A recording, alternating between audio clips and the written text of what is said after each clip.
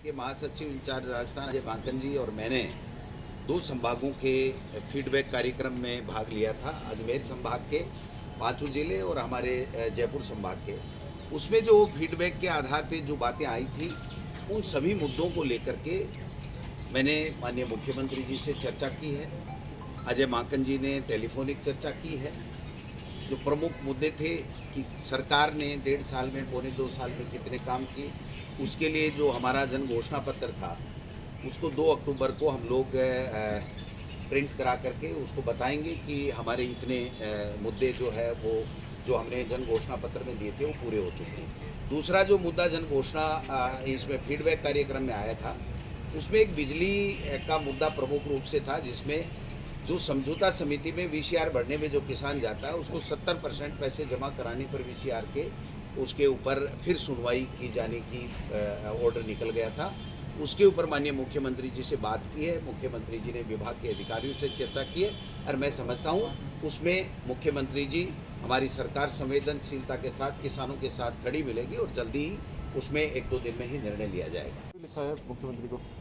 देखिए, निश्चित रूप से कोई भी वर्ग हो, कोई भी नेता हो, कोई भी जनसेवक हो, उसको चाहिए कि वो जनता की कोई भी बात है जो उसके जहन में है वो सरकार तक पहुंचाए। मैं समझता हूं विभिन्न संगठनों के मुद्दे आते रहते हैं। सचिन पायलट जी का भी चिट्ठी जो सोशल मीडिया में आया है वो मैंने देखा है। न मेरी इस संबंध में मुख्यमंत्री जी से बात हुई है, न मेरी इससे बात हुई है। उनका व्यक्तिगत मामला है कि उन्होंने उनको चिट्ठी भेजी है। वो अपने हिसाब से जो सरकार कर सकती है वो उनको जवाब भी भिजवाएंगे और कार्रवाई भी करेंगे। लेकिन मेरा ये मानना है कि गुर्जरों को अगर आरक्षण के नाम पे अगर बरगलाने का काम किया तो भारतीय जनता पार्टी की सरकार ने किया था। और आज 9वीं अनुसूची जो हमने आरक्षण दिया है हमारी सरकार ने, वो अगर 9वीं अनुसूची में डालने का काम है तो वो केंद्र सरकार का है। और आदरणीय फैसला जी केंद्र सरकार के ऊपर ये कह रहे हैं, आंदोलन की बात भी कर रहे हैं कि आप 9वीं अनुसूची में क्यों नहीं डालते। जब प्रदेश में 25 के 25 सांसद दे दिए, उसमें सभी वर्गों ने वोट दिए हैं, तो जो राजस्थान की सरकार ने गुर्जरों के आरक्षण का कानून ला करके आरक्षण का लाभ दे रही है, उसको 9वीं अनुसूची में डालने का काम मोदी जी और उसकी सरकार को करना चाहिए। और यहाँ के 25 सांसदों को और भारतीय जनता पार्टी के नेता प्रतिपक्ष और सतीश पूनिया जी से मैं आग्रह करूंगा कि वो मोदी सरकार के ऊपर दबाव डालें और जो गुर्जरों की बहुत बड़ी लंबे समय से जो मांग है उसकी समस्या का समाधान हो सके और मांग पूरी हो सके। तो क्या राज्य सरकार ने कोई सिफारिश चिट्ठी केंद्र सरकार को भेजी है?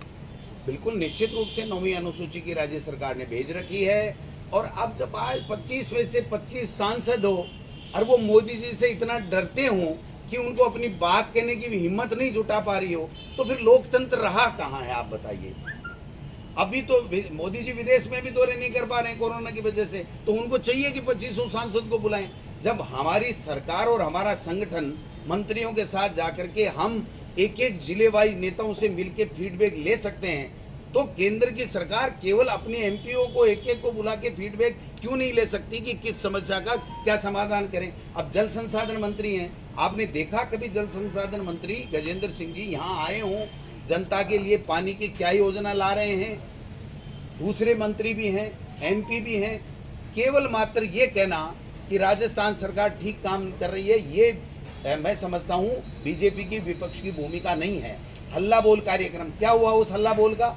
भारतीय जनता पार्टी की प्रदेश इकाई टुकड़े टुकड़े हो चुकी है। वर्चस्व की लड़ाई है, कोई स्वाभिमान की लड़ाई लड़ रहा है और उनके पास ये एक भी शब्द कहने के लिए नहीं है कि राजस्थान की सरकार काम ये नहीं कर रही है। इसलिए वो केवल मात्र गेंद फेंकने का काम कर रहे हैं, जबकि चाहिए कि केंद्र अपनी भूमिका निभाए, भारतीय जनता पार्टी अपनी विपक्ष का भूमिका निभाए और राजस्थान की सरकार बड़े शानदार तरीके से कोरोना में जो ऐतिहासिक काम किया स्वास्थ्य मंत्री जी और हमारे मुख्यमंत्री जी ने सबसे बात करना। आप देखिए, पहली परिपाटी है कि सबसे बात कर रहे हैं, तो मैं समझता हूँ उनको अपनी भूमिका को ठीक करना चाहिए और जनता के मुद्दे केंद्र में रखे। अभी तो लोकसभा है, उनको मुद्दे रखने चाहिए कि साहब ये गुर्जरों का जो आरक्षण का मामला है इसको 9वीं अनुसूची में आप डालिए। तो लोकसभा में देखते हैं कितनी की वो बात करते हैं, क्या आश्वासन। मैं समझता हूँ उसके ऊपर हम लोग एक्सरसाइज करके और जल्दी उसका गठन करें। सर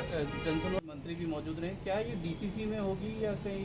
नहीं, देखिए, ब्लॉक स्तर पर, जिला स्तर पर कैसे जनप्रतिनिधियों के साथ अधिकारियों की मीटिंग हो और महीने में कम से कम एक ब्लॉक स्तर के ऊपर सारे अधिकारी बैठ करके जनप्रतिनिधि एमएलए वगैरह के साथ में हो।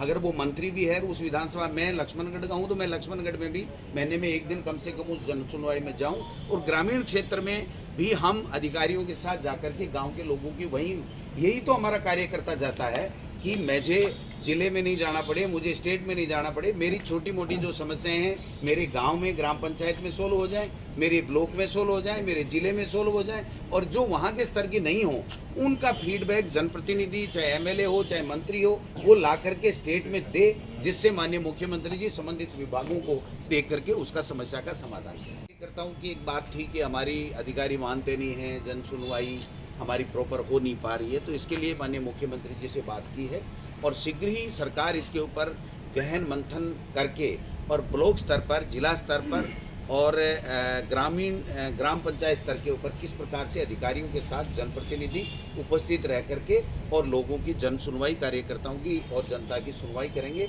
और जो प्रभारी मंत्री हैं उनका रोल, अब जैसे प्रभार मंत्री बदल दिए गए तकरीबन, तो उनका क्या रोल रहेगा, वो कैसे जिले की मीटिंग लेंगे अधिकारियों की, उससे पहले कांग्रेस के कार्यकर्ताओं की किस प्रकार से बैठक लेंगे और बैठक लेकर के मीटिंग में उनके जो समस्याएं हैं उनका समाधान करेंगे और स्टेट लेवल से होने वाली बात के लिए यहाँ पर सीएमओ को वो रिपोर्ट करेंगे कि क्या मुद्दे हैं जो जनता चाहती है या उनके जो सॉल्यूशन वहाँ से नहीं हो पा रहा है स्टेट लेवल पे होना चाहिए। वो चीज़ भी मैं समझता हूँ माननीय मुख्यमंत्री जी से विस्तार से चर्चा हुई है।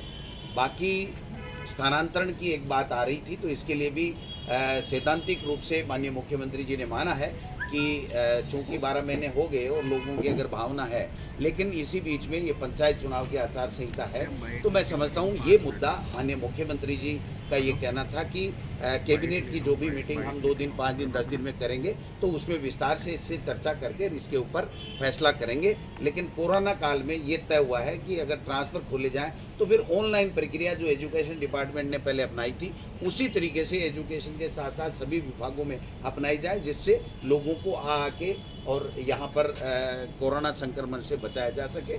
तो ये 3-4 प्रमुख मुद्दे थे। बाकी जो संगठन के रिस्ट्रक्चर की बात है वो जब फीडबैक कार्यक्रम पूरा हो जाएगा उसके बाद में हम लोग अजय माकन जी और हम सब लोग बैठेंगे और उसके बैठने के बाद में उसके ऊपर विस्तार से चर्चा करके उसको भी रिस्ट्रक्चर करेंगे। आई है जो केंद्र की एसओपी है वो बिल्कुल बहुत साफ और स्पष्ट है और उसमें ये भी कहा गया है कि आप पहले तो देते थे कि भाई कड़ा करने के लिए कोई आप और कदम उठा सकते हैं, लेकिन अब जो लेटेस्ट है उसमें जो केंद्र की गाइडलाइन है उसी को मानना है, न तो हम उसको कठोर कर सकते हैं न हम उसमें कोई स्थिलन दे सकते हैं। इसलिए जो गाइडलाइन केंद्र की है कि 9वीं और 12वीं के बच्चे केवल गाइडेंस के लिए स्कूल में अपने अभिभावकों की सहमति से आ सकते हैं, वही और 50% स्टाफ, वही बात हमारी राज्य सरकार ने अपनी एसओपी में जारी की है। मैं समझता हूँ उससे अगर हम पे स्टेट में वो छोड़ते हैं कि आप स्कूलों के बारे में निर्णय लीजिए तो फिर हम उस पर विचार करेंगे कि किस तरह से। अभी तो हम केंद्र की एसओपी से बंधे हुए और वही एसओपी हमारी लागू होगी स्कूलों के मामले।